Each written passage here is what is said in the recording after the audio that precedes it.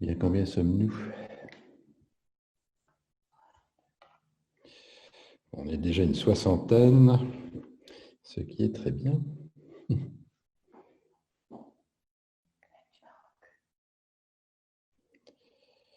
De plusieurs continents même, extraordinaire.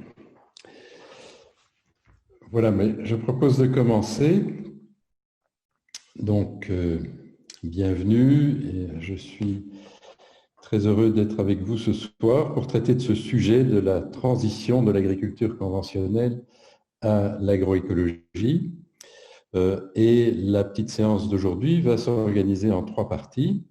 D'abord, un petit film de 10 minutes qui représente un reportage de la visite d'agriculteurs français dans une ferme agroécologique en Belgique.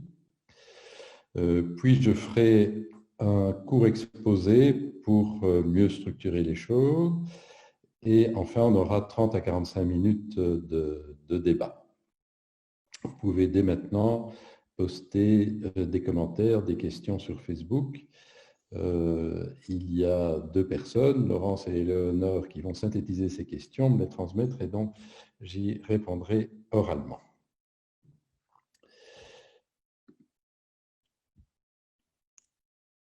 Alors donc,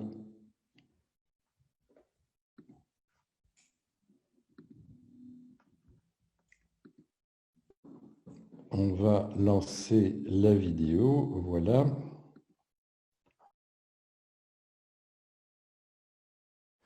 Je m'appelle Alain Peters, je suis agroécologiste et je vous invite à visionner cette vidéo qui constitue un court reportage de la visite d'agriculteurs français en Condro, en Belgique. Cette visite a été organisée par l'association Initiative Paysanne. On y aborde plusieurs thèmes importants des systèmes agroécologiques qui sont notamment des systèmes bio sans labour.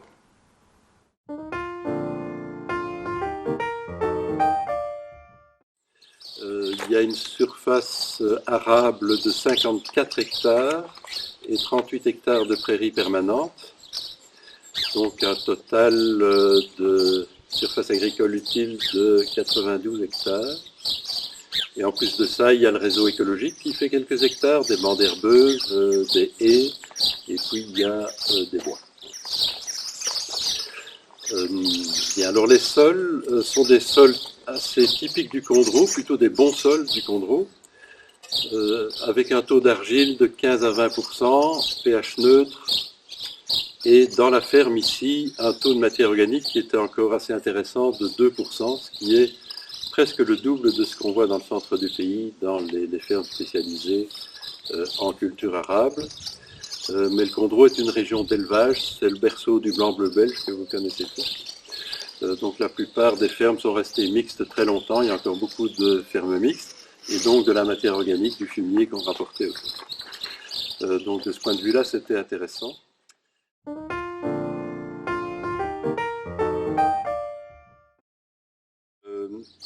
Il y a une intégration de l'agriculture et de l'élevage dans la ferme qui est une caractéristique de l'agroécologie, mais elle est double, je dirais. Il y a le bétail propre à l'exploitation, qui pâture les prairies permanentes qui sont en bio, mais pas dans un système agroécologique, je dirais. Et puis, il y a un accord avec un engraisseur de bovins qui achète les prairies temporaires sur pied et qui fait le fourrage. Il y a aussi quelques éleveurs périphériques qui achètent une partie des prairies temporaires. Mais l'engraisseur, il achète donc une partie aussi des métayes, des céréales fourragères, et vend du fumier à la ferme. Donc on a une source de fumier, donc on a un cycle de matière entre cette ferme-ci et l'engraisseur.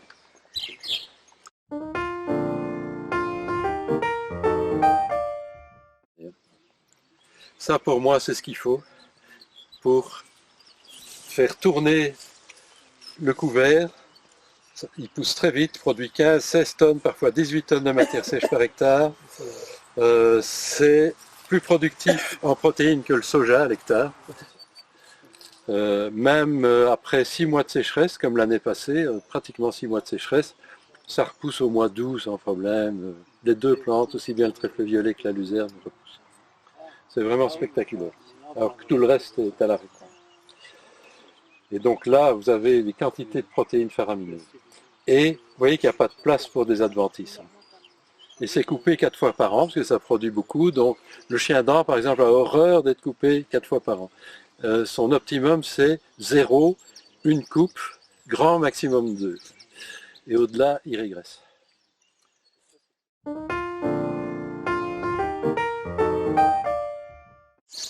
Comme ici dans la ferme, on a une belle proportion de prairies temporaires, le contrôle des adventices est bien assuré déjà par elles.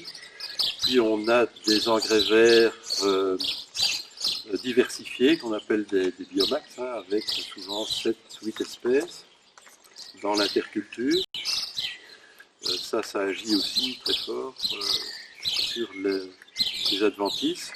Et puis on a des espèces et des cultivars qui sont particulièrement capables de se battre avec les adventices, comme de l'épeautre, du triticale ou des blés qui ont été sélectionnés en bio, qui sont plus hauts, qui ont des feuilles plus horizontales, etc. Et donc moi j'ai abandonné il y a 7 ans les cultivars modernes de blé et d'orge, qui sont des nains et des passoires adventices, il faut oublier ça, parce que sinon on n'a que des problèmes. Voilà, donc c'est un ensemble de ces stratégies qu'on met ensemble qui fait qu'on peut contrôler les adventices. On ne peut pas dire qu'il n'y a pas d'adventices, hein, mais on les contrôle, ce n'est pas une extermination. Mais par exemple, jusqu'à l'année passée, je n'ai pas fait les calculs avec cette année-ci, mais par exemple en 3 ans, si on fait un bilan de ce qu'on a fait pendant les 3 premières années, sur... je pense qu'il y a 25 parcelles, de l'ordre de 25 parcelles. Pendant 3 ans, ça fait 75 parcelles.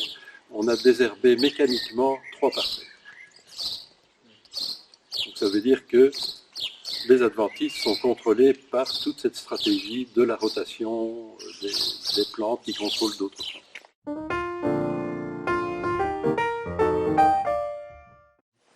Alors ici, le poids a fait un peu verser. Lors des fortes pluies qu'on a eues ces derniers jours, a fait un peu verser. Mais je pense qu'on aura quand même un très bon rendement ici. On aura un très bon rendement en poids et un rendement tout à fait acceptable en triticale. Donc la somme des deux va être vraiment intéressante et probablement même dépasser 5 tonnes. Et donc ça, c'est récolté en sec. Ça peut être vendu dans le commerce, hein. Il y a 2 grands moulins en Wallonie et en Flandre qui achètent ce genre de mélange et qui payent à raison de la proportion de la légumineuse et de la céréale. C'est Faillite près de Charleroi et de Dobbelaere à l'ouest de Bruxelles. Mais ici, c'est vendu aux voisins, donc c'est encore mieux évidemment. Moins de frais de transport. Et ça fait un aliment assez exceptionnel, hein. C'est un petit maïs et un petit soja en une pièce, quoi.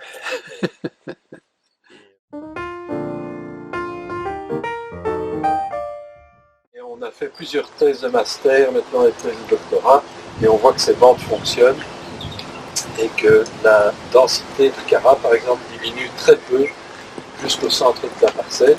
Par contre, après 30 mètres, ça diminue. Et pour les pucerons aussi, quand on a des pucerons dans les févroles, parce que les févroles sont naturellement riches en azote. On a presque chaque année des attaques de pucerons, et on voit très vite les cirfes, les micro-guêpes, les coccinelles qui rentrent dans la parcelle, et au bout de quelques jours, 3-4 jours généralement, le problème est réglé. Et on a besoin aussi de ces oiseaux, parce qu'un autre problème un peu similaire à celui des limaces finalement, du non-labour, c'est celui de la prolifération possible des rongeurs, des campagnols. Et les faucons cresserelles, les buses sont d'excellents prédateurs de ces campagnols. Le plus efficace, c'est sans doute les hérons cendrés, la grande aigrette qu'on voit souvent ici dans les parcelles tout autour, qui vraiment attrapent les campagnols même en profondeur dans le sol avec leur bec en forme de sabre. Et bien sûr, il y a les renards et puis les fouines et tout ça. que les chasseurs n'aiment pas toujours, mais qui sont vraiment les alliés des agriculteurs.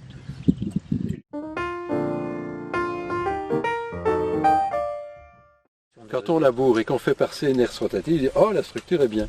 Mais alors après, il y a une pluie qui tombe là-dessus, ça devient du béton. Quand vous labourez pas, la structure s'améliore de plus en plus au fil des années et ne devient jamais du béton. L'eau s'infiltre. Combien de fois j'ai vu sur des pentes comme ça, l'eau qui ruisselle sur une terre en conventionnel labourée, et puis elle arrive dans la parcelle agroécologique, et sur 3 mètres, toute l'eau pénètre dans le sol. Oui, mais c'est important pour la croissance des plantes.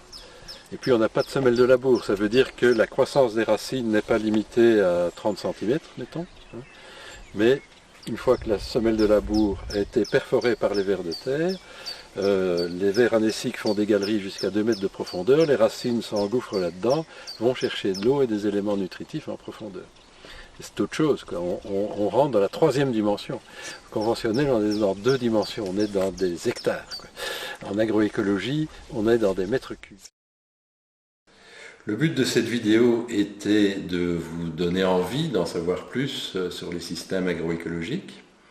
On a déjà compris ici que les systèmes bio sans labour fonctionnent et comment ils fonctionnent dans les grandes lignes. Cependant, des informations plus détaillées sont disponibles dans d'autres vidéos, des webinaires, des formations, des visites de terrain. À bientôt donc, à l'occasion d'autres événements.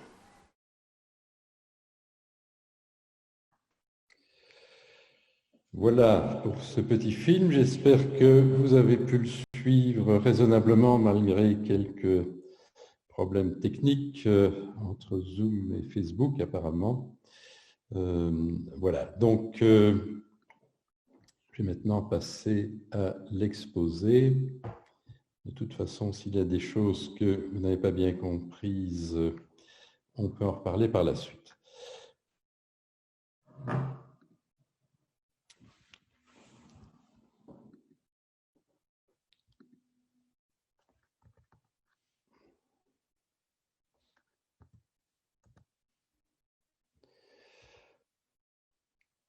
Voilà. Donc, d'abord, pourquoi changer? On peut effectivement légitimement se poser la question. Mais il y a plusieurs raisons. D'abord, il y a un problème de rentabilité dans l'agriculture.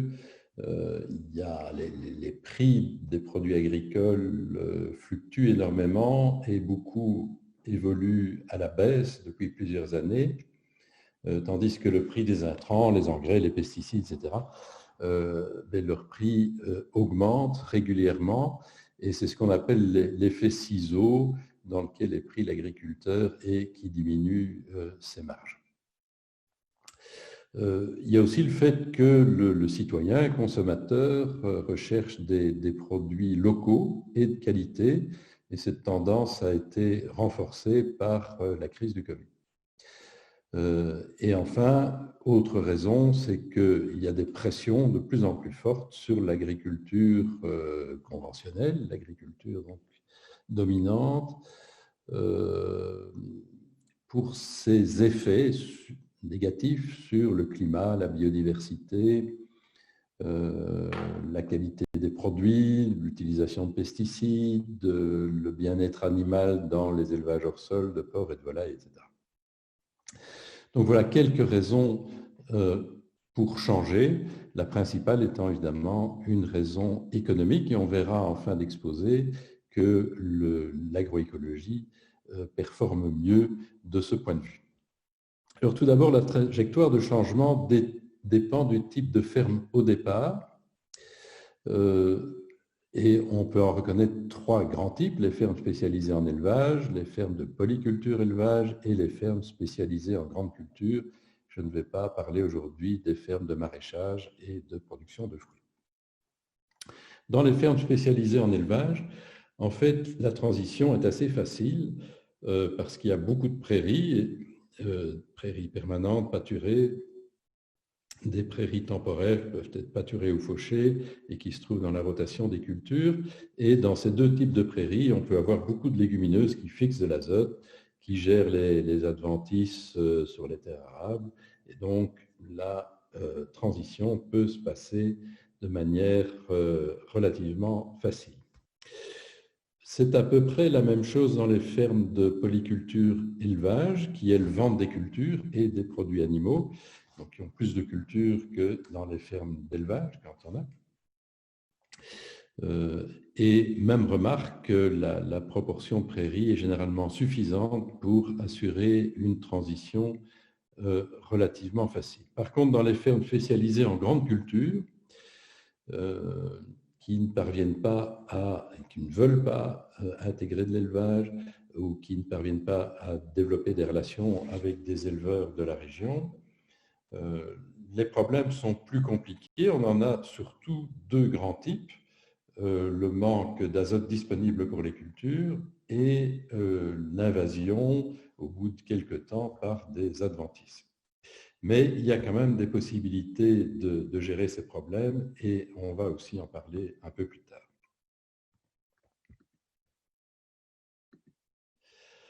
Alors, un des changements, c'est finalement le premier, c'est ce qui se passe dans la tête.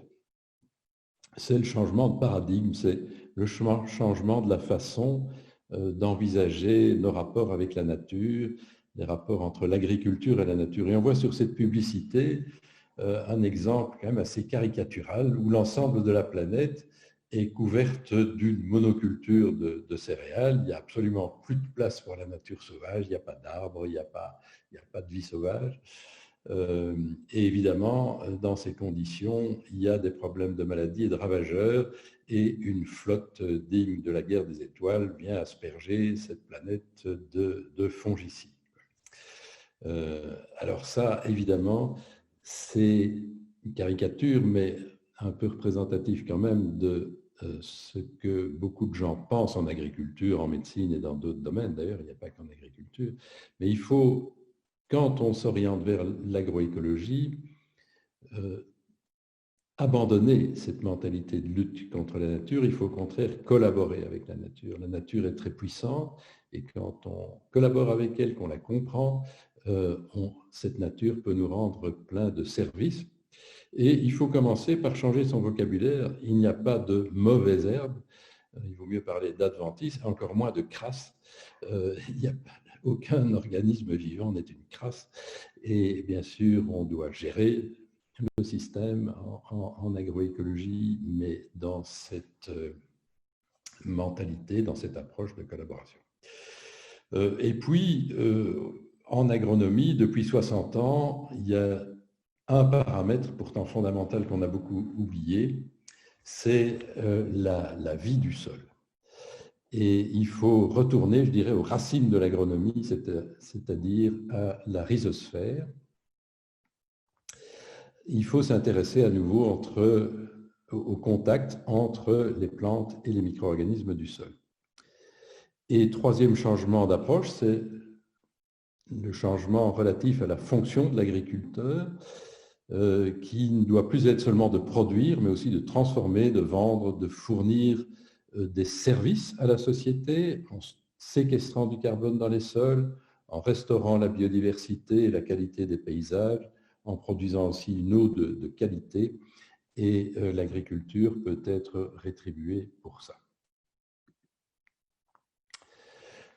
Alors, la stratégie écologique de l'agroécologie est extrêmement claire. Elle consiste à remplacer les carburants fossiles par les services écosystémiques rendus par la biodiversité. Alors ça peut paraître assez théorique, mais vous en voyez des exemples sur le schéma en dessous, dans les six photos, en partant de la gauche vers la droite et du haut vers le bas. On remarque la vie du sol, qui a une influence fondamentale sur la structure du sol, sur sa fertilité, sur la protection des plantes cultivées vis-à-vis des maladies, par exemple. Au centre, on voit un chardon qui peut être contrôlé par d'autres plantes, par exemple de la luzerne. À droite, un allié des cultures qui permet de contrôler les ravageurs, comme ces pucerons. Et puis en bas, sur une racine de légumineuse, des nodules de rhizobium, qui permettent à la légumineuse de fixer de l'azote. Et par exemple, une luzerne ou un trèfle violet peut fixer des quantités vraiment très importantes d'azote dans nos régions, jusqu'à 300-400 kg d'azote par hectare et par an, ce qui est considérable et beaucoup plus que ce qu'un agriculteur en conventionnel applique sous forme d'engrais dans les champs, puisque la moyenne en France, par exemple, est une application de 150 kg d'azote par hectare et par an sur les cultures. Ici, une luzerne peut en apporter le double, et une partie de cet azote fixé par la luzerne ou le trèfle devient disponible pour les cultures qui suivent. Et puis au centre, on voit ces fins filaments qui sont des mycorhizes qui entourent et prolongent les racines des plantes, pratiquement toutes les plantes. Et ces mycorhizes, donc l'association entre un champignon et la racine des plantes, permet à la plante d'être mieux alimentée en eau, ce qui est de plus en plus important avec les périodes de sécheresse qu'on connaît, et être mieux alimentée aussi en phosphore, en microéléments et en nutriments d'une façon générale. Et puis en bas à droite, on voit bien sûr les pollinisateurs qui jouent un rôle fondamental pour augmenter le rendement de toute une série de cultures, bien sûr de légumes, de fruits, mais aussi en grande culture, le sarrasin, le colza et d'autres. S'il fallait polliniser toutes ces plantes à la main ou de manière mécanique, ça coûterait beaucoup plus cher. Donc, on utilise tous ces services, en fait, pour remplacer les engrais, les herbicides, les insecticides et les fongicides. Et la nature, donc, rend ces services gratuitement, et ça, c'est évidemment merveilleux. Donc, en agroécologie, on se base sur les ressources locales, en partant d'abord des ressources de la fertilité endogène du sol, et on ne se base absolument pas sur une utilisation massive d'intrants commerciaux. C'est un système intensif, mais pas un système intensif en utilisation d'intrants, mais en observation, en réflexion, en connaissance. Il faut réapprendre à observer, à descendre de son tracteur, à donner des coups de bêche, à voir comment évolue le sol, et puis non seulement observer, mais en tirer des conclusions.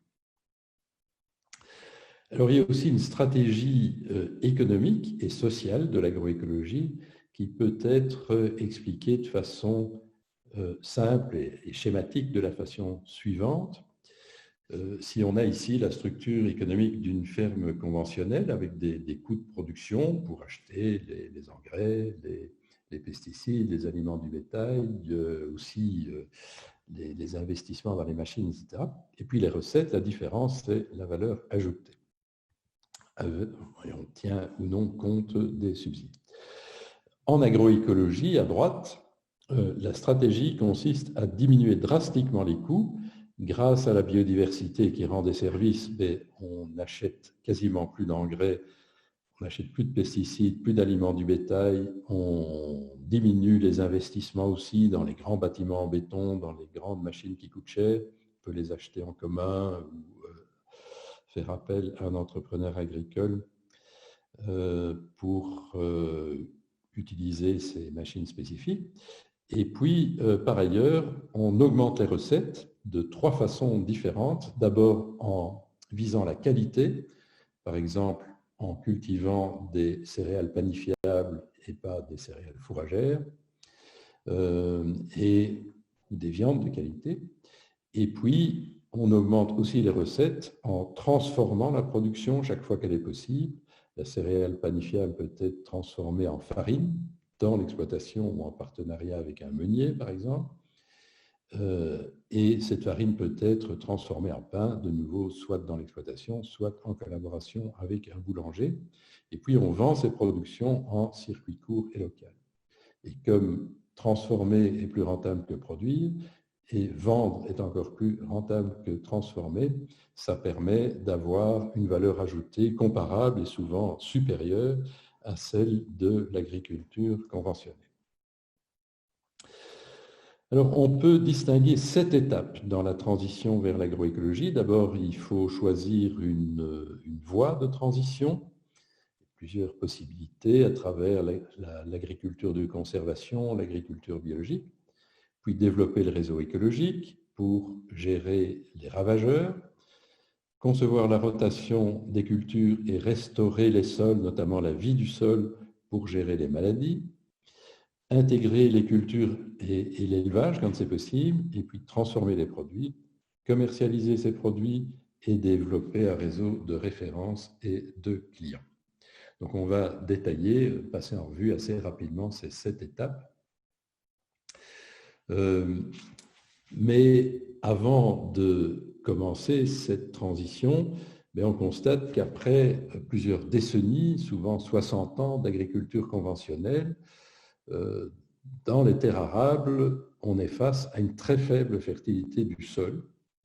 Il y a peu d'azote qui est minéralisé, peu de vie du sol, et dès qu'on arrête le baxter, je dirais, on débranche le baxter de l'engrais azoté, des pesticides, les rendements s'effondrent.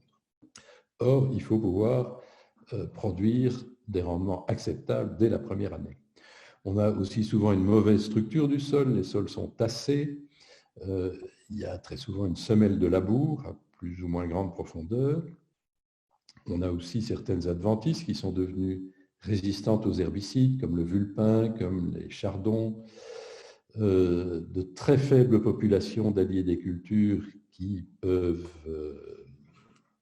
contrôler les ravageurs s'ils sont en densité suffisante, mais généralement ils ne le sont pas. Et puis il n'y a pas de bétail dans la ferme. Donc il y a une nécessité de restaurer la fertilité du sol, et ça peut se faire par l'utilisation de biomax, donc d'engrais verts complexes, de couverts permanents, de prairies temporaires et d'engrais de ferme surtout. Il faut améliorer la structure du sol par l'arrêt du labour et l'utilisation de biomax aussi.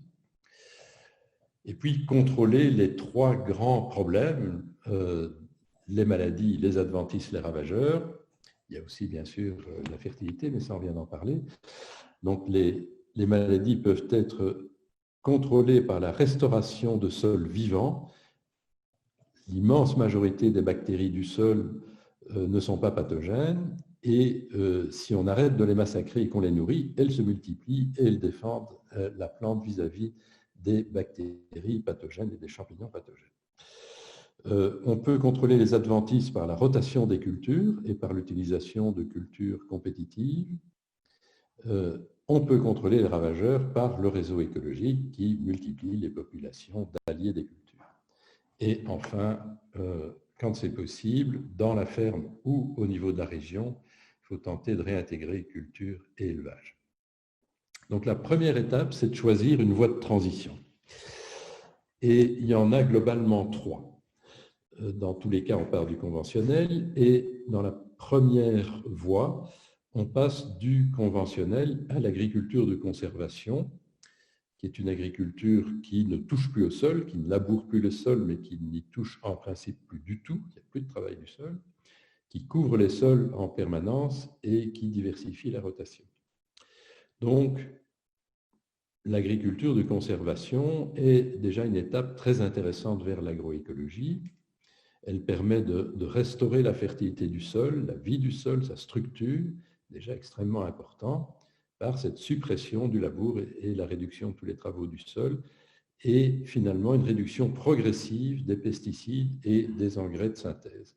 Et puis finalement, quand on passe à l'agroécologie, on supprime les pesticides et les engrais de synthèse.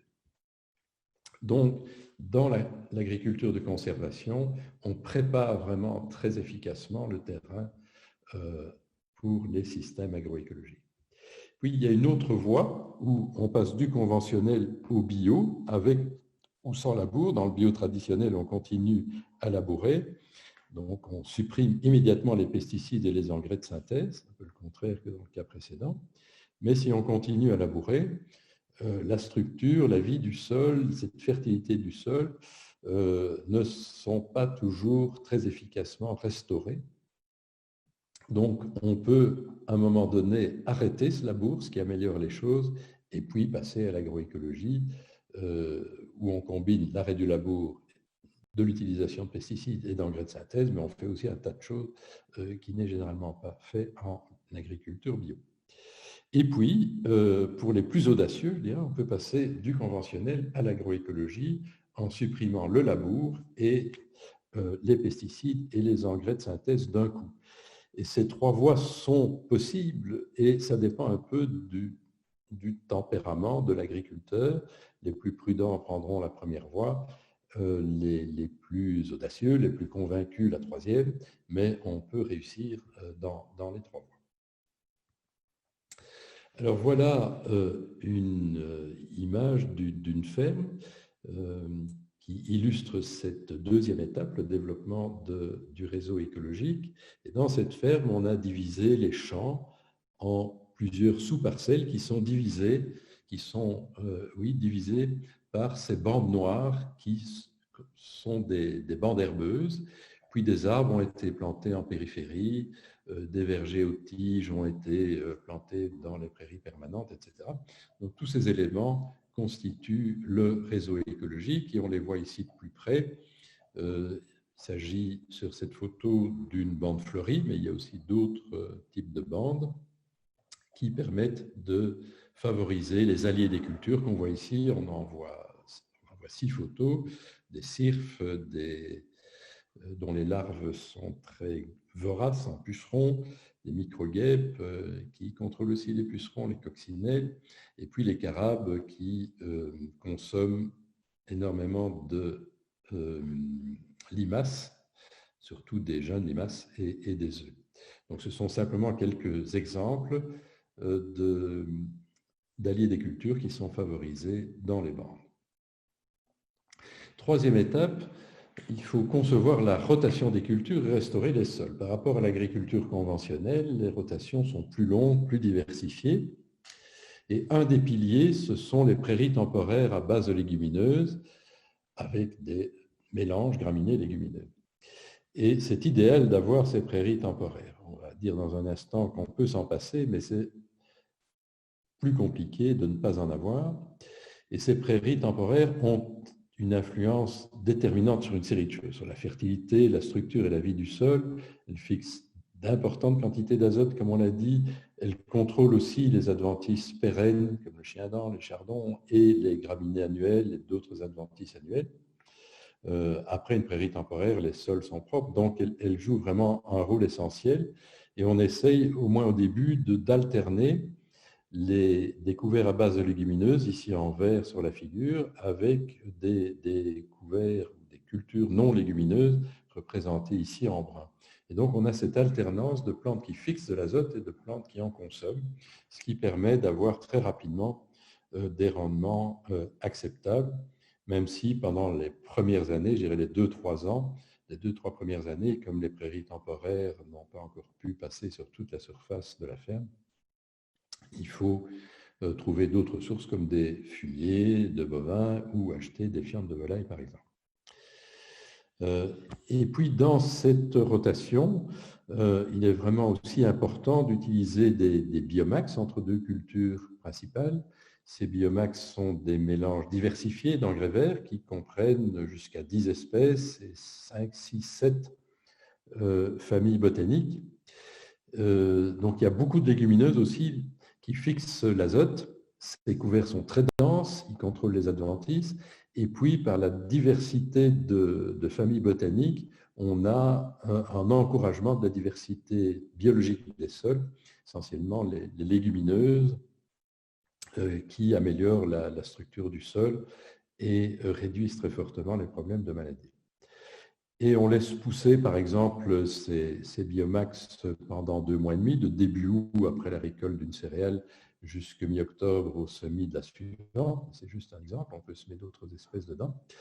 Et ça se fait en un passage unique. On écrase le couvert avec un rouleau FACA à l'avant du tracteur et on sème la culture qui suit avec un semoir de semis direct à l'arrière du tracteur. Et donc, on arrive là à un système très simple où on sème et on récolte parce qu'il y a peu d'adventices au départ. Et puis, le mulch formé, qu'on voit bien dans la partie à gauche et en bas de la dia, empêche les adventices de germer dans la culture. Et donc, on ne pratique aucun désherbage comme ça se fait en agriculture conventionnelle ou bio. Et donc, on a un système très simple qui demande très peu de travail. Alors, l'alternative à la prairie temporaire, c'est le couvert continu de trèfle blanc nain qu'on sème à un moment donné dans une céréale, par exemple en septembre, où on sème une céréale d'hiver et on fait un sursemis de trèfle blanc au printemps, fin mars, début avril. Et ce trèfle se développe gentiment dans cette première céréale, mais sans couvrir vraiment beaucoup le sol. Mais après la moisson de la céréale, il couvre la totalité du sol et pendant plusieurs années, on peut ressemer des cultures dans ce couvert. On a donc un couvert vraiment continu. Et on voit ici sur la photo un triticale qui a été semé dans le trèfle et qui commence à dominer le trèfle. Puis, il passe au-dessus du trèfle et le trèfle, évidemment, fixe de l'azote en permanence et améliore la structure du sol. Et donc, les céréales sont bien nourries. Et on a ces gros épis typiques de ce genre de système avec des rendements tout à fait acceptables.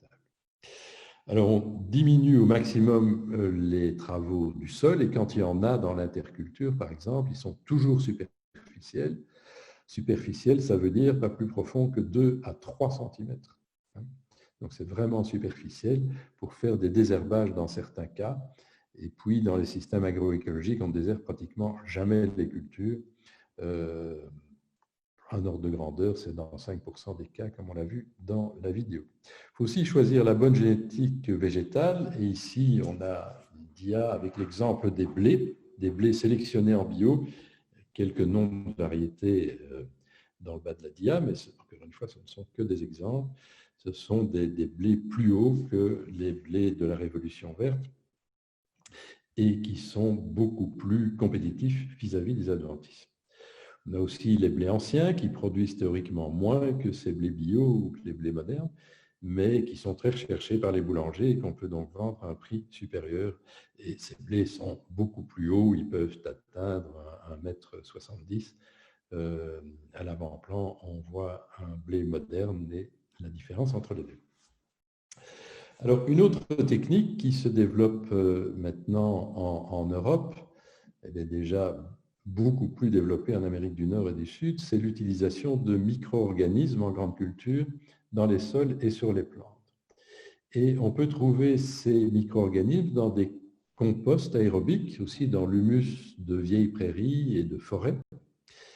Et on met ces composts dans des fermenteurs qui sont aérés de façon à constituer des têtes de compost oxygénés qu'on peut épandre sur les sols pour diversifier la biodiversité des bactéries, des champignons du sol, même des protozoaires.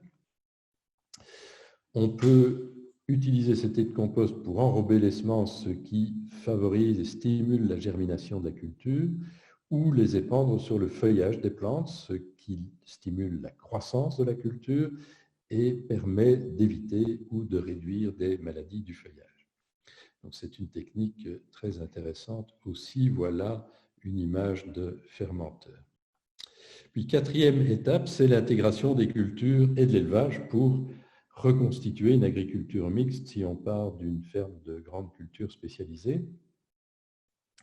Et on vient de dire qu'on peut éviter ça pour ceux qui ne veulent absolument pas réintégrer l'élevage dans leur ferme, et on peut en comprendre les raisons, mais parce que l'élevage demande quand même beaucoup de soins, on peut devenir un peu esclave de ces animaux, mais il y a moyen de développer des élevages agroécologiques qui demandent très très peu de main-d'œuvre, comme dans le cadre des cultures, on simplifie à l'extrême les élevages de ruminants en les nourrissant essentiellement ou uniquement à l'herbe et en étendant la saison de pâturage.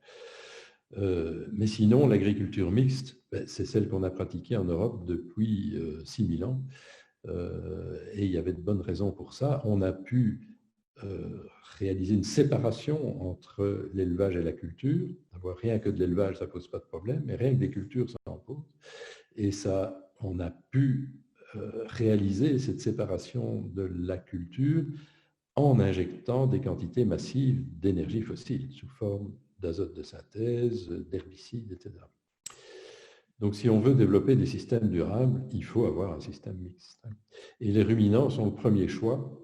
Les monogastriques, en réalité, sont des compétiteurs vis-à-vis de l'homme. On les nourrit en agriculture conventionnelle avec des aliments humains, ce qu'on ne devrait jamais faire. alors que les ruminants peuvent utiliser de l'herbe, des fourrages riches en cellulose, ce qui n'est pas utilisable par l'homme, et donc les ruminants doivent dominer dans la ferme. Maintenant, les monogastriques, porcs et volailles peuvent aussi utiliser en partie de l'herbe, jusqu'à 20 à 30% de ration. Et pour le reste, ils ne devraient utiliser que des déchets d'aliments humains, ceux qu'on peut trouver dans des cantines ou des grands magasins, par exemple. Et puis, il faut choisir le bon type et la bonne génétique de bétail, comme on l'a dit pour les plantes. Et pour ça, il faut avoir de nouveau une approche système. En fait, ce qu'on a fait depuis au moins 60 ans en élevage, c'est de sélectionner des animaux de plus en plus performants. Prenons le cas de la Holstein, la vache Holstein, qui est une vache laitière qui produit énormément de lait. On en a fait une Formule 1 qui est très exigeante. Il faut qu'elle ait tout le temps de la nourriture de qualité idéale. Et pour arriver à ces conditions-là, il a fallu transformer le système qui existait autrefois, mettons dans les années 60. Et ce faisant, on a développé des systèmes qui ne sont pas durables. Donc en agroécologie, on fait le contraire. On conçoit un système durable et puis on adapte, on choisit une race animale adaptée à ce système. Et dans des races bovines, par exemple, on va plutôt prendre le l'Angus ou l'Aubrac, pour ne citer que deux exemples. Les races à double fin, lait et viande, sont moins exigeantes, adaptées localement et sont aussi une très bonne solution pour ceux qui sont prêts à traire. Et puis, les 3 dernières étapes sont la transformation des produits. Je vais passer un peu plus vite là-dessus, mais c'est extrêmement important. On a cité des exemples tout à l'heure avec les blés panifiables. Avec les animaux à viande, on peut envoyer l'animal à l'abattoir, le faire découper, mettre les découpes sous vide et les vendre alors en circuit court et local. Et il y a 36 possibilités à travers des applications sur Internet, à travers une liste d'adresses email, évidemment sur des marchés, etc. Et puis, développer un réseau de référence de clients, c'est très important. Maintenir des contacts avec d'autres agriculteurs qui évoluent vers l'agroécologie. On est plus fort quand on est ensemble. Savoir où trouver des conseils chez des agronomes, des gens expérimentés, et puis développer la clientèle, etc. Alors, je vais simplement présenter une dia sur les performances économiques de l'agroécologie, qui sont résumées dans ce tableau qu'on a publié avec une série de collègues récemment, en septembre d'année passée. On a fait une étude de la littérature, toute une série d'articles qui comparaient l'agriculture conventionnelle à des systèmes, disons, proto-agroécologiques, qui n'étaient pas encore tout à fait agroécologiques, mais qui avaient déjà adopté un certain nombre de stratégies de l'agroécologie. Donc, ils s'en rapprochaient.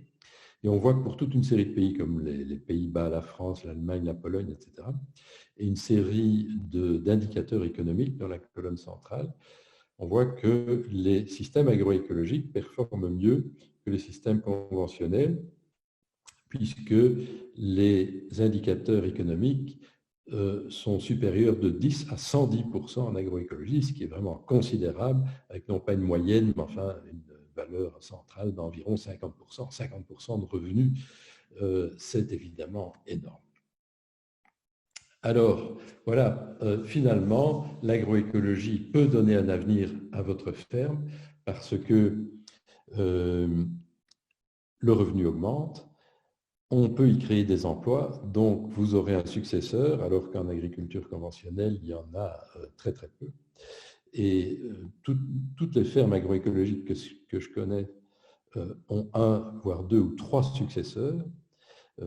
Et c'est justement parce que la rentabilité est plus importante. Alors on peut dire oui, mais transformer les produits, les vendre, tout ça demande du travail. Mais on peut voir les choses à l'inverse et dire oui, ça demande du travail, mais ça permet de créer des emplois et de bien vivre, non pas pour une seule personne, mais pour 2 ou 3. Et puis, nouer des contacts avec des clients, que j'aime bien appeler des mangeurs, plutôt que des consommateurs, c'est extrêmement motivant parce que quand on vend une céréale, on ne sait absolument pas où va cette céréale. Est-ce qu'elle va dans une ferme du même pays, de la même région, ou est exportée en Chine ou en Inde? Est-ce qu'elle sert à nourrir les animaux? Est-ce qu'elle va être transformée en éthanol? L'agriculteur n'en a aucune idée. Tandis que quand vous avez un client qui revient chez vous et qui dit « Ah, ton poulet que j'ai acheté l'année passée était vraiment délicieux », c'est vraiment aussi une gratification importante. Et tout ça redonne du sens au travail de l'agriculteur. L'agriculture doit nourrir les gens avec des aliments sains et savoureux. Et quand on se dit l'agriculture doit nourrir les gens, on se demande mais de quoi est-ce que les gens qui vivent autour de chez moi ont besoin? Ils ont besoin de légumes, ils ont besoin de fruits, de produits animaux transformés, notamment de produits laitiers transformés, de farine panifiable pour faire du pain, des pâtisseries, etc. Toutes sortes de produits qu'on ne produit pas ou peu dans ma région en Wallonie.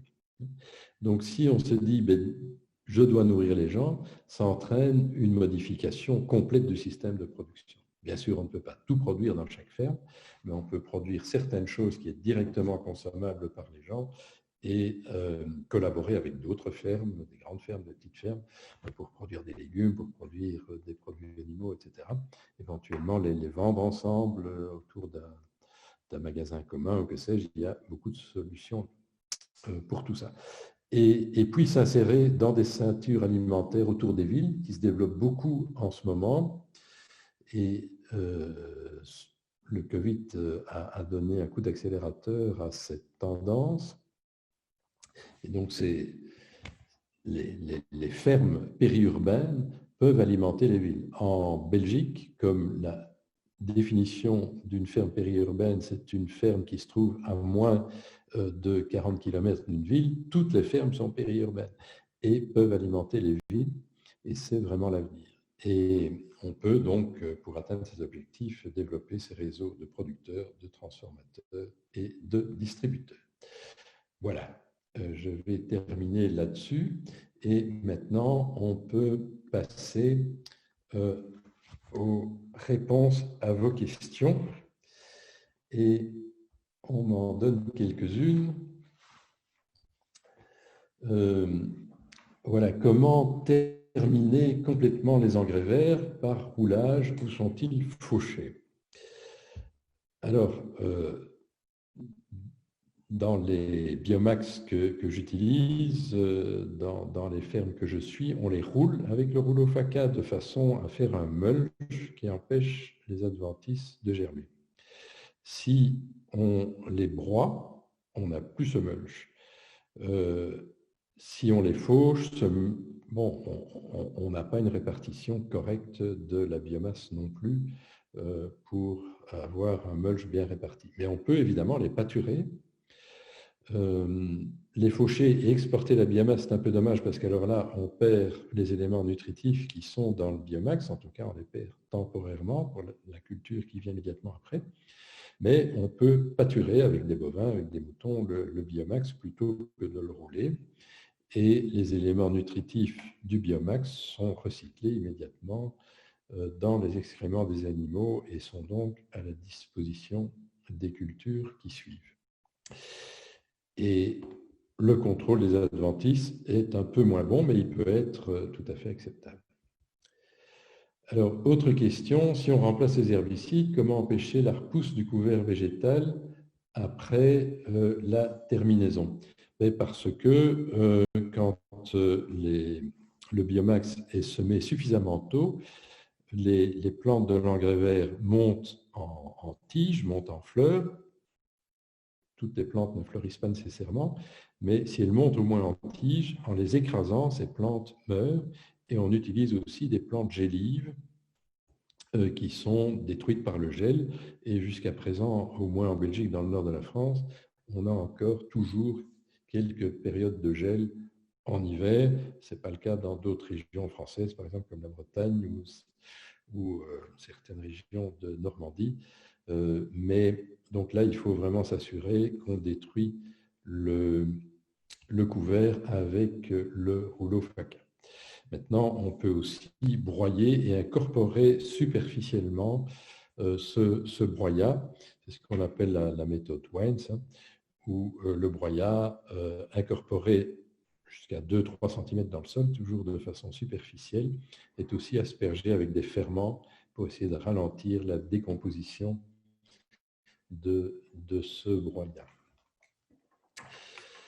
Donc, troisième question, pourquoi créer le terme agriculture mixte si c'est une ferme de polyculture élevage? Pour moi, c'est synonyme, hein, ce sont deux termes qui sont synonymes, ce sont des fermes qui combinent la culture et l'élevage. Alors, quel est le principal frein à la transition de l'agriculture conventionnelle à l'agroécologie? Le principal frein, il est dans la tête, hein, et il faut reconnaître que changer, c'est toujours risqué et ça présente toujours une certaine difficulté. Il faut apprendre des nouvelles techniques, il faut peut-être acheter des nouveaux outils, il faut créer un nouveau réseau de clients, etc. Donc, ça, c'est difficile. Il faut le reconnaître, ça ne va pas tout seul. Mais c'est loin d'être impossible. Mais pourquoi changer? Parce qu'on l'a vu, le système agroécologique est plus rentable que le système conventionnel. Donc, la motivation, c'est ça. Et donc, ça vaut la peine de prendre un minimum de risques contrôlés, puisque maintenant les systèmes agroécologiques fonctionnent. On sait ce qu'il faut faire, on sait ce qu'il faut surtout ne pas faire. Donc, on peut y aller prudemment, par étapes, chacun à son rythme. Voilà, la réussite est au bout du chemin. L'agroécologie, contrairement à la bio, demande un certain temps d'évolution. En bio, on adopte le cahier des charges et on est bio, ou bien on n'est pas bio. Donc c'est noir ou blanc, on passe d'un système conventionnel au système bio. En agroécologie, c'est toute une évolution, c'est un chemin qu'on emprunte vers l'agroécologie et chacun emprunte ce chemin à son rythme et acquiert les connaissances nécessaires. Et il faut être confiant, ça marche et c'est plus rentable et ça crée de l'emploi. Alors, autre question, cette tendance suite au Covid est-elle encore réelle? Les médias ont prétendu le contraire. Oui, ce qu'on a vu, c'est que pendant la période de confinement, les gens se sont précipités dans les fermes et après la période de confinement, tous ceux qui s'étaient précipités temporairement dans les fermes n'y sont pas revenus. Mais il y a une tendance longue et plus forte qui est d'acheter. Il y a de plus en plus de mangeurs qui vont acheter dans les fermes, indépendamment du Covid.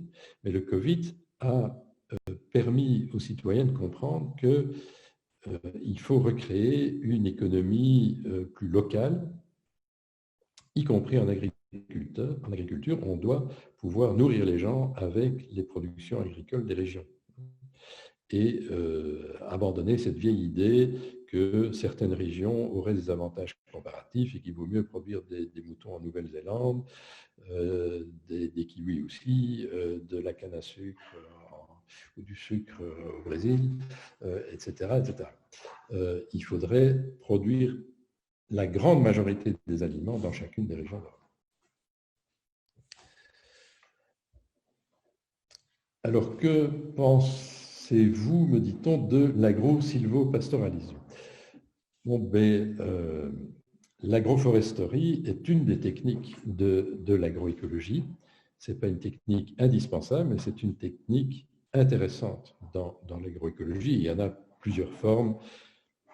Les haies, les vergers hautes tiges dans les prairies permanentes, des bandes d'arbres fruitiers dans les terres arables avec des bandes cultivées avec des grandes cultures.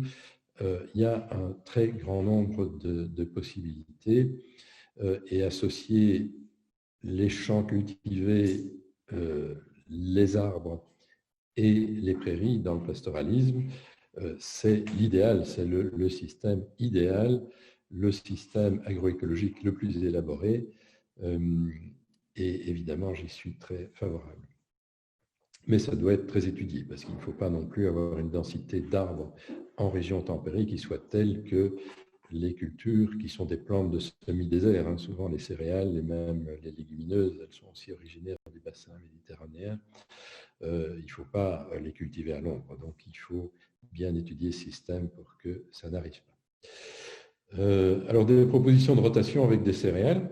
Mais quand on a des prairies temporaires, moi j'estime que, et donc de l'élevage, pour valoriser ces prairies, j'estime qu'il faut au moins une petite moitié de prairies temporaires dans une rotation. Et si par exemple on a une rotation de 7 ans, c'est judicieux d'avoir 3 ans de prairies temporaires. Et puis, voilà, donc on peut avoir, dans la période de transition où on manque beaucoup d'azote, avoir 2 ans de prairie temporaire, une céréale, de nouveau une courte prairie temporaire d'1 an, de nouveau une céréale, puis un mélange à base de légumineuses, févrole ou pois, en pur ou mélangé à une céréale, et on termine par, mettons, du chanvre, s'il y a un marché pour ça, des légumes, etc. Alors, on dirait, oui, mais réinstaller 2 fois des prairies temporaires, ça coûte cher, etc. Oui, mais si au début, dans la période de transition, on fait 3 ans de prairies temporaires et puis 2 céréales, la deuxième céréale produit 2 fois moins que la première. Et donc, réinstaller une prairie temporaire pour 1 an, ça vaut la peine d'un point de vue économique. Mais à terme, évidemment, quand on a restauré la fertilité du sol de manière suffisante, on fait 3 ans de prairie temporaire et on peut faire 2 ans, voire 3 ans de céréales. Dans le système à base de trèfle blanc, on peut cultiver, mettons, céréales panifiables sur céréales panifiables pendant 3-4 ans. Ce qu'on observe, c'est que, aussi bien dans le système à biomax que dans le système à trèfle blanc, comme on stimule très fort la vie du sol, on n'a plus ces problèmes de maladies qui apparaissent quand on fait plusieurs années de suite une même culture. Et donc ça, c'est aussi un gros avantage. Et alors, bien sûr, en agroécologie, après une prairie temporaire, on fait une céréale panifiable. Si on peut faire, bien sûr, l'année qui suit, une deuxième céréale panifiable, mais on peut aussi faire un mélange de céréales fourragères avec des légumineuses.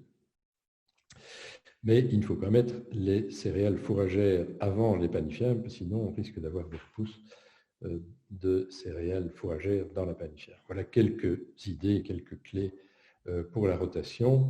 Et aussi dans les prairies temporaires, bien sûr, j'utilise du dactyle, on peut aussi utiliser de la fétuque élevée mélangée au trèfle violet ou à la luzerne, mais en aucun cas des raies gras, ni italiens ni anglais, qui sont des très bonnes plantes fourragères, mais qui peuvent se comporter comme des adventices dans les systèmes bio sans labour. Donc il faut absolument les éliminer de la rotation, et ça c'est très important aussi. Est-ce que l'agroécologie permet des quantités de production similaires à l'agriculture conventionnelle? Oui, alors ça c'est une question importante et qui revient souvent. Alors il faut nuancer comme toujours, et pour les prairies, par exemple dans les prairies temporaires, je dirais que les rendements en agroécologie sont même supérieurs à des prairies temporaires fertilisées en azote, et avec des frais inférieurs, puisqu'on ne doit pas acheter d'engrais, ce qui est supérieur. Dans des cultures comme la pomme de terre, les févroles, le maïs, on a des rendements très comparables. En prairies pâturées aussi, évidemment sur des sols équivalents, disons qu'on a peut-être une réduction de charge de maximum 20% dans les prairies pâturées, mais on réduit de nouveau les coûts de production. Donc, ce qui compte, ce n'est pas le rendement, c'est ce que l'agriculteur a dans sa poche à la fin de la saison. Par contre, en céréales, on a environ la moitié du rendement de l'agriculture conventionnelle. Il y a probablement encore des marges de progrès avec ces blés sélectionnés en bio, avec des tés de compost, etc. Mais je pense quand même que ça va être très difficile de faire sur des bons sols 100 quintaux de blé en agroécologie. Mais encore une fois, ce n'est pas le rendement qui compte. Ce qui compte, c'est le revenu. Et ça, c'est très important et on l'oublie trop souvent. Or, le revenu est supérieur en agroécologie parce que même si le rendement est 2 fois plus faible, mettons en céréales, comme on vend ces céréales en bio, le prix bio est 2 fois supérieur au conventionnel et donc là, déjà, la recette est la même. Et puis, on a beaucoup moins de frais d'engrais et de pesticides. Et dans la stratégie agroécologique complète, mais on transforme ces céréales et on vend la farine en circuit court et local. Et donc, le revenu est vraiment très supérieur à ce qui est obtenu en conventionnel. Alors, souvent, on me rétorque que oui, mais enfin, il faut nourrir l'humanité. Bon, très bien. En Wallonie, qu'est-ce qu'on fait avec les céréales? La moitié des céréales servent à nourrir des animaux qui ne devraient jamais manger d'aliments humains. C'est une hérésie. Donc ces céréales ne servent pas à nourrir les gens directement. Et l'autre moitié sert à faire du bioéthanol dans l'usine de Worms. Donc on ne nourrit pas l'humanité du tout avec ça. Et aujourd'hui, si on diminue le gaspillage alimentaire, puisqu'on gaspille 30 à 50% des aliments produits en Europe, c'est assez connu, et on donne de 2 tiers à 3 quarts de tous les produits végétaux aux animaux pour produire de la viande. Donc si on diminue un peu la production de viande et la consommation de viande, surtout celle de porc et de volaille d'ailleurs, on a une marge énorme de manœuvre pour nourrir l'Europe, bien sûr, mais aussi l'humanité. Et on sait que les problèmes de famine récurrente sont dus à des troubles politiques plus qu'à des problèmes pour nourrir les gens. Les gens savent très bien se nourrir, même dans eux-mêmes, même dans les environnements les plus difficiles comme le Sahel, s'ils sont dans un environnement politiquement stable. Autre question, comment faire des biomax lorsqu'il ne pleut pas depuis mi-juin? Effectivement, ça devient de plus en plus difficile de cultiver des biomax puisque le climat change et se rapproche dans l'Europe du Nord-Ouest de climat méditerranéen. Et donc, il faut vraiment respecter strictement les règles de semis du biomax, c'est-à-dire on doit semer un biomax immédiatement après la moisson, idéalement dans les 24 heures, maximum 48 heures après la moisson, pour profiter du reliquat d'humidité qui reste dans le sol et qui disparaît très vite après. On ne travaille pas le sol, on sème tout de suite dans ce sol qui a maintenu son humidité. Et puis, on peut espérer quand même avoir des petites pluies de temps en temps. Actuellement, c'est vrai que tous les biomax ne sont pas beaux partout. Et il y a pas mal de régions, par exemple en Flamen en Belgique, ou pas mal de régions françaises, où ça devient objectivement difficile de cultiver ces biomax. Et donc, une alternative, c'est aussi d'avoir ces couverts permanents à base de trèfle blanc qui résistent beaucoup mieux aux sécheresses. Alors, on me dit que l'agroécologie évoluée nous amène à la non-intervention sur les sols afin qu'ils se débrouillent seuls. Cela ne risque-t-il pas de réduire des emplois dans le secteur? Ou plutôt, quels seraient les nouveaux emplois à cibler dans l'agroécologie? Si on développe l'agroécologie, il y aura plein de gagnants, on l'a déjà dit tout à l'heure. D'abord, le monde agricole lui-même, où on peut recréer un grand nombre d'emplois. On peut recréer un grand nombre d'emplois dans les zones rurales, dans tout l'aval de l'agriculture, avec des transformateurs de produits.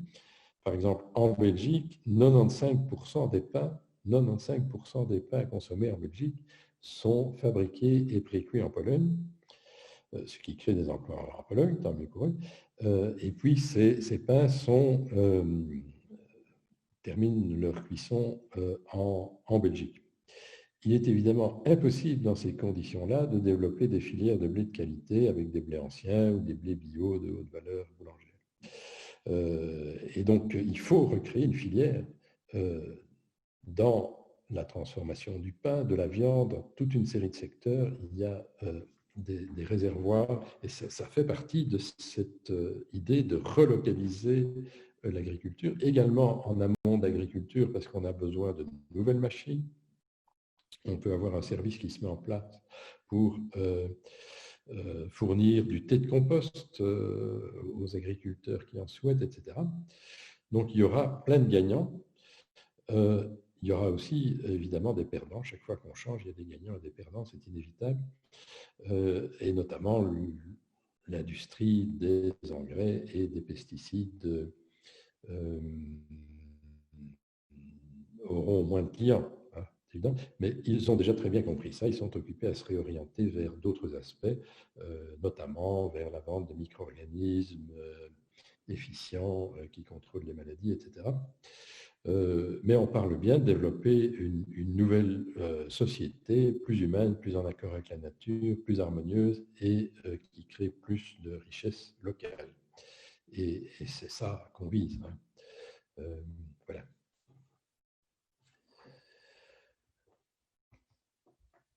Alors, quelle approche as-tu avec des cultures telles que les betteraves et pommes de terre dans les rotations? Est-ce qu'on peut les associer à des cultures, à d'autres cultures? Alors, effectivement, cultiver de la pomme de terre sans toucher au sol, c'est un peu compliqué, mais on peut avoir des travaux superficiels, maximum 10 cm, quand on a déjà restauré la fertilité des sols et surtout la vie du sol, et faire des petites buttes et puis les mulcher avec, par exemple, des fourrages récoltés sur d'autres parcelles, directement en verre, ou des fourrages ensilés qui couvrent les buttes et qui ne nécessitent pas des passages répétés pour éliminer les adventices de ces buttes. Et ce mulch, qu'on peut renforcer d'ailleurs aussi avec un peu de BRF, il semble que seulement 2 tonnes de BRF par hectare a déjà un impact très important en complément de ce mulch de fourrage, de prairie. En fait, quand on a ce mulch, on a une très forte réduction des maladies de la pomme de terre, du mildiou, parce qu'il y a une telle vie bactérienne et fongique qui se développe dans ces mulches que ça protège même le feuillage des pommes de terre. Alors, on ne comprenait pas très bien comment ça marche. On commence maintenant à comprendre un peu parce qu'on a vu que les bactéries, quand elles rentrent dans la plante par les radicelles, ressortent par les stomates des feuilles, colonisent la feuille et empêchent des spores de mildiou, par exemple, de germer et de coloniser la feuille. Mais en tout cas, c'est très net et on a même un effet sur les dorifores. Les pommes de terre mulchées sont beaucoup moins attaquées, ou pas du tout même, par les dorifores. C'est vraiment magique, même dans des essais en petites parcelles, quelques mètres de large, on voit les dorifores sur les parcelles non mulchées et pas de dorifores sur les parcelles mulchées. Donc il y a moyen de faire des pommes de terre avec un travail minimum du sol et sans trop dégrader le sol, et ce sol récupère très vite avec l'adoption des autres techniques agroécologiques. Alors, la betterave, c'est un autre problème. Personnellement, je ne crois pas qu'il y ait un avenir pour la betterave sucrière en Europe. J'espère que je ne vais choquer personne en disant ça.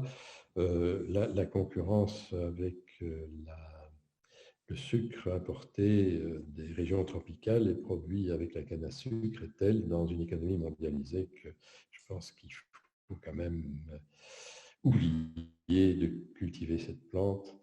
On pourrait évidemment essayer de trouver des techniques, et il y a eu des techniques qui ont été développées dans le temps avec une utilisation réduite d'herbicides.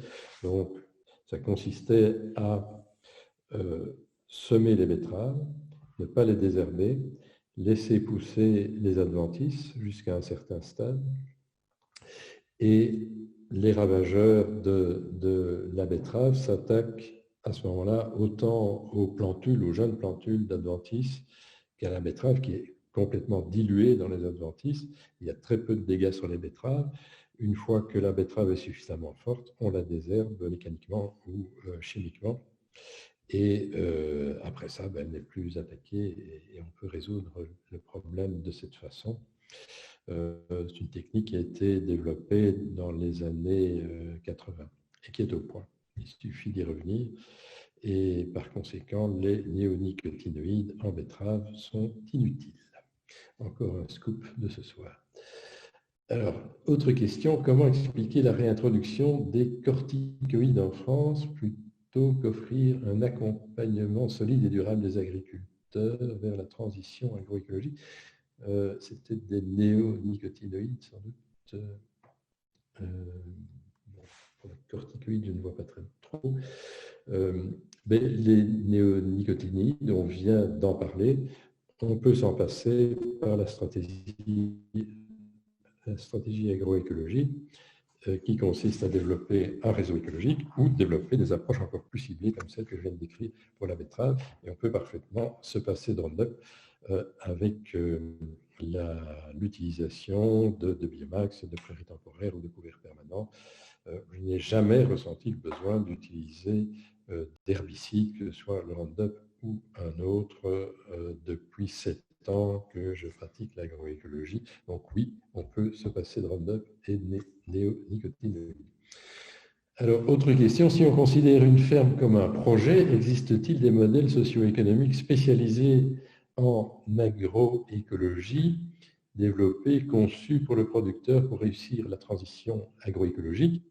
Ben oui, c'est ce qu'on fait, c'est ce que j'essaye de faire notamment ici en Belgique et parfois en France, avec des moyens limités. Et donc l'enjeu, c'est bien de passer à une échelle supérieure, de former des jeunes et de pouvoir encadrer des centaines, des milliers d'agriculteurs pour réussir cette transition agroécologique. On recherche des sources de financement pour faire ça, parce que pour former des jeunes, ben, il faut aussi du personnel, il faut en partie les payer s'ils ne travaillent pas et qu'ils vont dans les fermes, il faut quand même un salaire de base. Donc ça demande des moyens de déplacement aussi, mais je ne désespère pas de trouver tout ça et qu'on puisse faire triompher finalement le bon sens et développer à grande échelle ces systèmes agroécologiques en Europe. Autre question, la déclaration des droits paysans portée par la Via Campesina en 2018 aura-t-elle un impact en Europe? Mais en tout cas, c'est un très beau texte adopté au niveau des Nations Unies et c'est souvent une première étape quand un texte est adopté au niveau des Nations Unies, il peut ensuite être transposé, par exemple, dans des textes de l'Union européenne qui deviennent des directives, des règlements ou d'autres textes légaux, et puis percoler et descendre dans la société. Il me semble qu'un des points essentiels, c'est de défendre l'accès à la terre. Et là, on peut, parce que c'est difficile pour un jeune agriculteur, issu ou non du milieu agricole, d'avoir accès à la terre parce que d'une part, les terres sont chères et très peu sont disponibles parce qu'elles sont immédiatement achetées par des gens qui ont des moyens importants. Or, il faudrait qu'elles puissent être accessibles aussi à des gens qui sont compétents, qui ont un projet bien pensé, mais qui ont des moyens plus faibles. Et donc, je pense qu'il y a moyen de développer des organisations qui récolteraient de l'argent pour investir dans l'achat de ces terres, et cet argent serait placé, donc rapporterait des dividendes à ceux qui ont placé cet argent, et cet argent servirait à acheter des terres qui seraient données en priorité à des porteurs de projets agroécologiques. Ça n'existe pas encore vraiment, mais il y a plusieurs projets en cours et des expériences en cours. Il y a des fermes qui donnent déjà accès à leurs terres à des micro-fermiers et la structure juridique existe. Donc, je pense que c'est tout à fait réaliste d'aller dans cette direction-là. Et on pourrait même mettre en place un système de banque de terres organisé à l'échelle européenne par les États membres qui s'inspirait du modèle des SAFER français et qui systématiquement donnerait priorité à des systèmes agroécologiques. Quelle est la durée d'une transition vers l'agroécologie, me demande-t-on, avant d'avoir des résultats, des rendements? Alors, il faut distinguer plusieurs paramètres. D'abord, la transition peut être plus ou moins longue suivant la vitesse qu'on adopte volontairement, en passant par l'agriculture de conservation, puis l'agroécologie. On peut rester 5-10 ans en agriculture de conservation avant de passer vraiment dans un système agroécologique. On peut y passer d'un coup, on l'a dit aussi, et ce qui se restaure très vite, c'est la structure des sols. La fertilité des sols, ça prend 10-20 ans, c'est très lent. Et évidemment, il faut avoir des rendements acceptables, suffisants dès la première année. Et donc, il faut remplacer au début, en partie, les engrais de synthèse par des engrais organiques. Il faut trouver une source d'engrais organiques. Typiquement, la combinaison fumier de bovin et fumier de volaille. On peut acheter des engrais bio, qui sont souvent des déchets d'abattoirs, mais qui coûtent très cher. Ça, à la limite, encore en maraîchage, on peut le faire.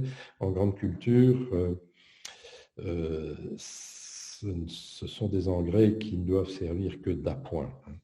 Quand finalement, l'autre stratégie n'a pas totalement fonctionné.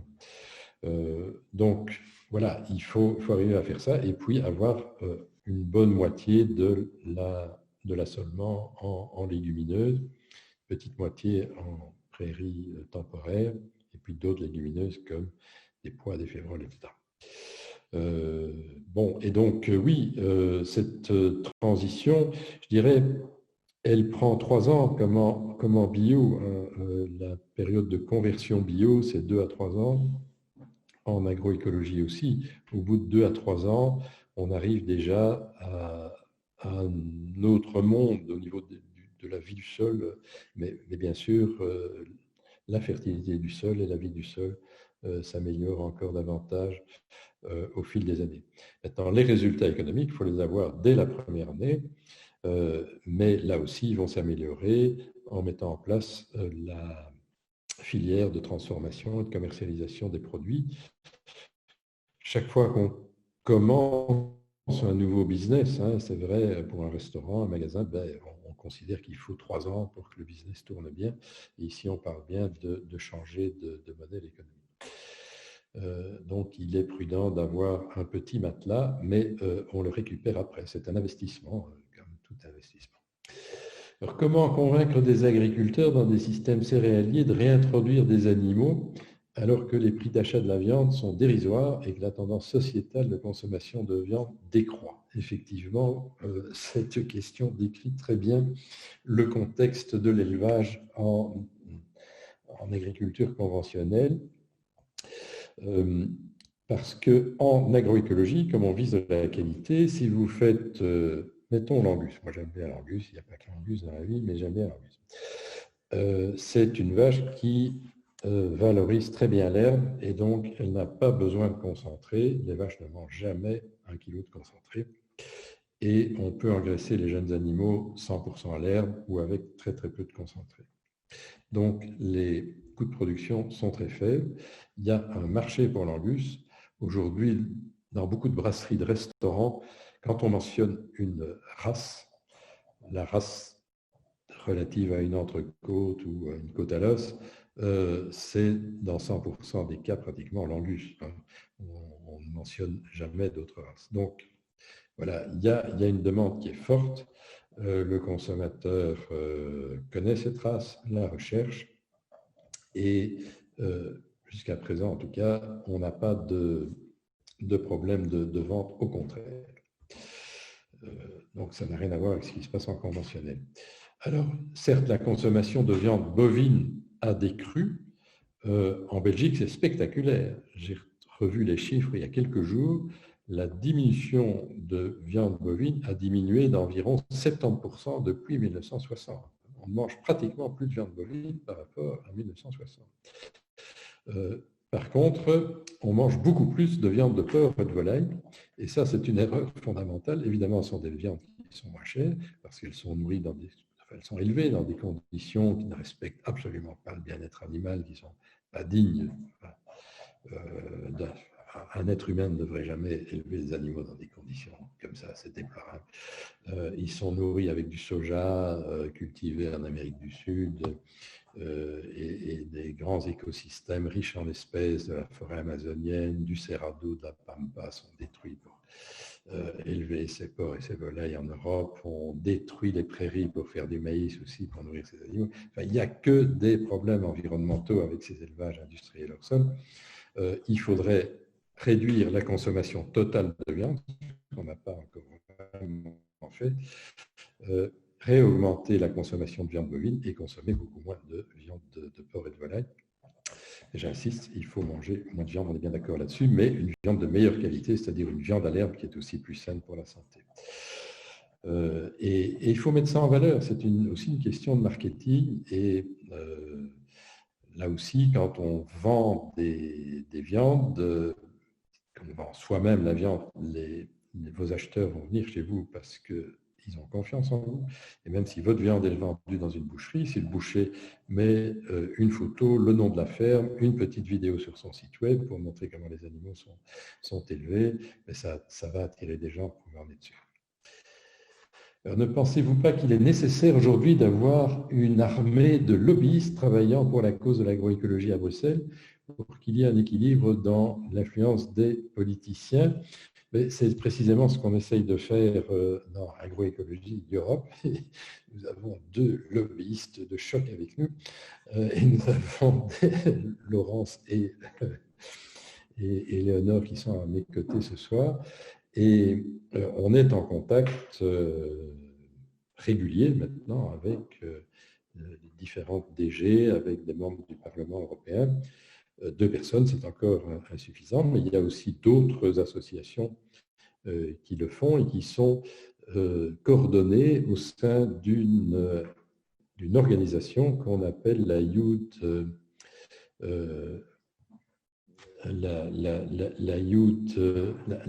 donc European Food Policy Coalition, où l'action des différentes ONG sont coordonnées et ce qui renforce notre argumentaire vis-à-vis des décideurs.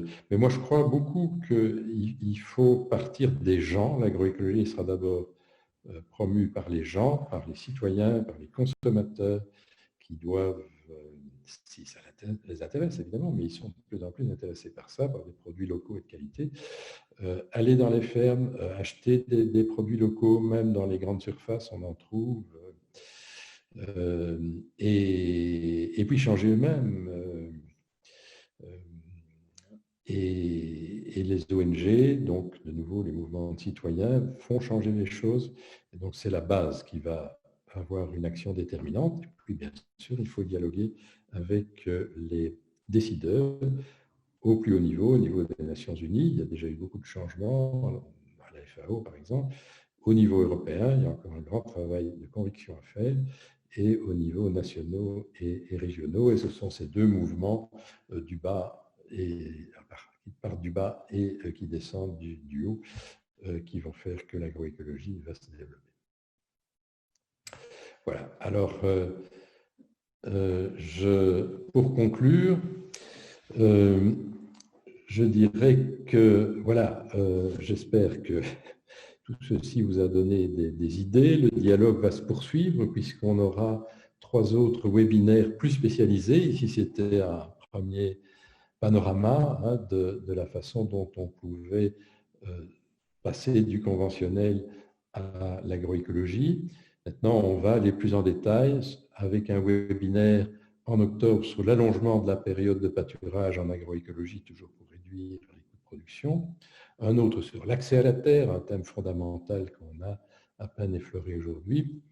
Ce sera en novembre. Et puis en janvier, un webinaire sur la génétique des céréales panifiables en agroécologie. Quelle génétique choisir? C'est très important, c'est très intéressant. Je pense qu'il y a beaucoup d'agriculteurs qui sont demandeurs de ces aspects-là. Et puis, il y aura d'autres webinaires encore par la suite pour détailler tous ces aspects les uns après les autres. Donc, je vous souhaite une excellente soirée. Je vous remercie encore d'avoir passé cette heure et demie avec nous et à bientôt.